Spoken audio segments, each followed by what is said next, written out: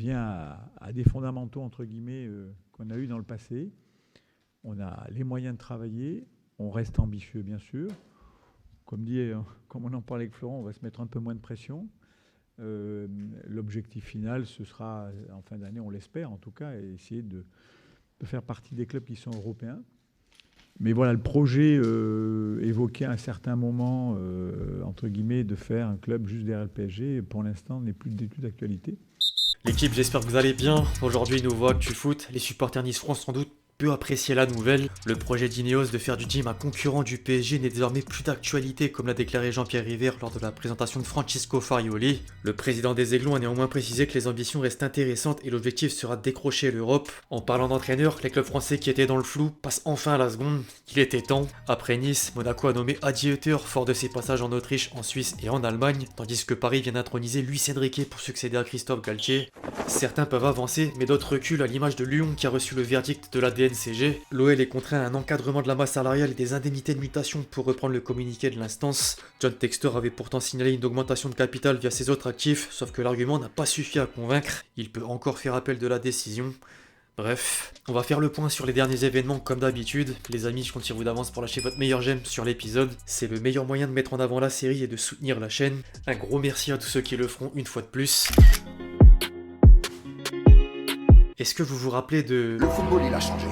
L'expression prendra encore un peu plus de sens dans les années à venir, les amis. La FIFA s'apprête en fait à tester une nouvelle règle pour mettre fin au hors-jeu millimétré qui prête souvent à confusion vis-à-vis des parties du corps prises en compte. La loi du nom de Wenger donne à l'arbitre la seule possibilité de siffler une position illicite si tout le corps de l'attaquant dépasse la ligne du dernier défenseur. L'idée a des chances de plaire aux attaquants de profondeur. Mbappé, par exemple. Par contre, les premiers essais auront lieu en Suède avant d'éventuellement s'étendre aux Pays-Bas et en Italie. En attendant la phase de test, d'autres instances ont officialisé quelques changements pour la saison prochaine. L'IFAB, d'une part, a décidé que la durée des célébrations de but seront intégrées au temps additionnel, tandis qu'un gardien pourra plus distraire le tireur sur penalty.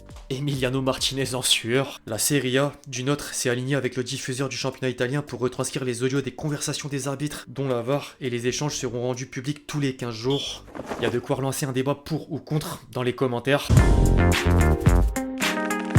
Les différentes règles attendront pour leur mise en place parce que le foot est presque en pause. L'un des rares divertissements du moment n'était et n'est autre que l'Euro U21 qui a pris fin pour l'équipe de France. Les Bleuets sont sortis par la petite porte en quart de finale et le bilan de Sylvain Ripoll fait de plus en plus tâche. Le sélectionneur des espoirs enchaîne les échecs entre l'Euro 2019, l'Euro 2021 ou encore les Jeux Olympiques de la même année. Les matchs internationaux dans les catégories de jeunes c'est bien, mais absolument rien ne vaut la reprise du foot de club le 13 août prochain. Si certains manquent de patience, la LFP a dévoilé le calendrier de la saison 2023-2024 avec un arrêt sur les chocs. Le premier classico aura lieu le 24 septembre et les derbies. La 8ème journée proposera déjà un Lens-Lille électrique. Au passage, le Racing ira à Old Trafford pour sentir l'odeur de la Ligue des Champions lors des matchs de préparation avant de commencer l'exercice par du très lourd avec la réception de Rennes et les déplacements à Paris puis Monaco. Le PSG démarrera d'ailleurs de la même manière avec des confrontations successives contre Lyon, Nice et Marseille. En parlant du PSG, un nouveau cycle débute. Le club de la capitale a remercié Christophe Galtier un an suite à son arrivée pour diriger l'équipe première. La direction parisienne aura traîné les pieds avec l'espoir qu'un club manifeste un intérêt pour éviter de payer sa dernière année de contrat. En vain, il s'est engagé nulle part malgré quelques approches et récupère l'entièreté de l'indemnité de départ. Luis Enrique prend maintenant poste. L'ancien sélectionneur de l'Espagne était présenté dans l'après-midi devant la presse au sein des nouvelles installations à Poissy. Il débarque avec 3 membres de son staff et certains éléments autour de l'entraîneur français conservent leurs fonctions, sauf ses adjoints Sacramento et Oleksiak. Au-delà du staff, Luis Enrique arrive avec l'objectif d'entamer une nouvelle ère. Doha a misé sur lui car il sait gérer les égos et utiliser les jeunes comme à l'époque de Barcelone ou avec l'Aurora. Lucho part d'un postulat simple. Paris ne doit pas rester focalisé sur la Ligue des Champions mais créer un vrai projet avec des bases, produire du beau jeu avec maîtrise et qualité. Le technicien espagnol veut imposer sa patte au plus vite. Le champion de France ne regardera pas les dépenses dans la mesure du possible et hormis 2 cibles prioritaires, il privilégie surtout de recruter des jeunes à fort potentiel. 3 des 6 premiers recrues en attente d'officialisation n'ont d'ailleurs pas plus de 22 ans. Idem au passage pour la dernière piste en date du nom de Gabri Vega, le milieu polyvalent du Celta Vigo dont Luis Campos est le consultant externe.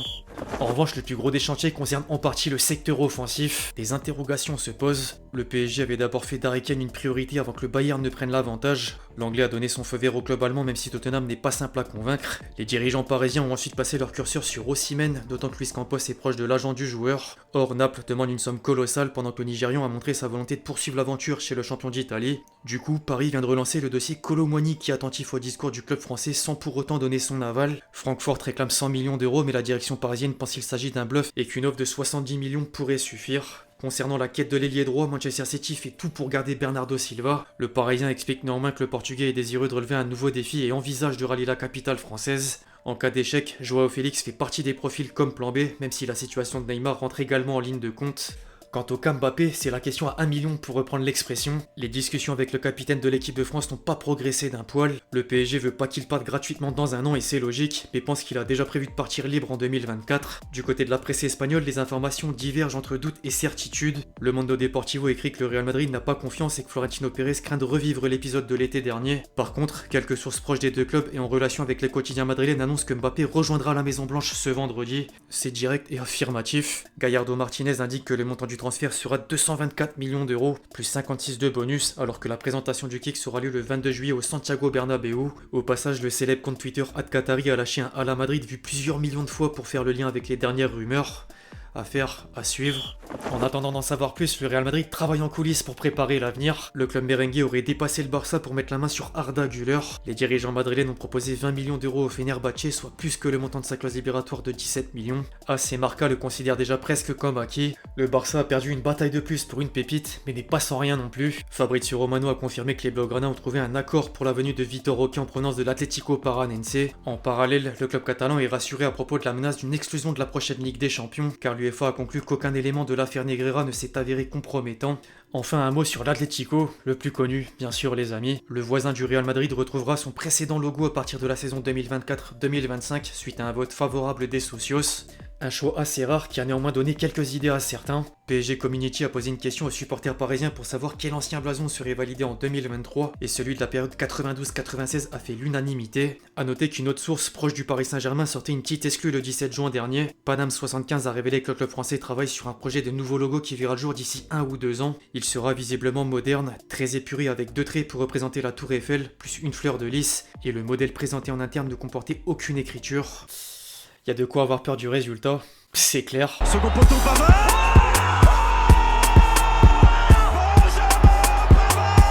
Avant de clôturer la vidéo les amis, je voulais qu'on se fasse un petit plaisir, comme d'habitude, le top but. Vital has some space. Vital goes for a goal.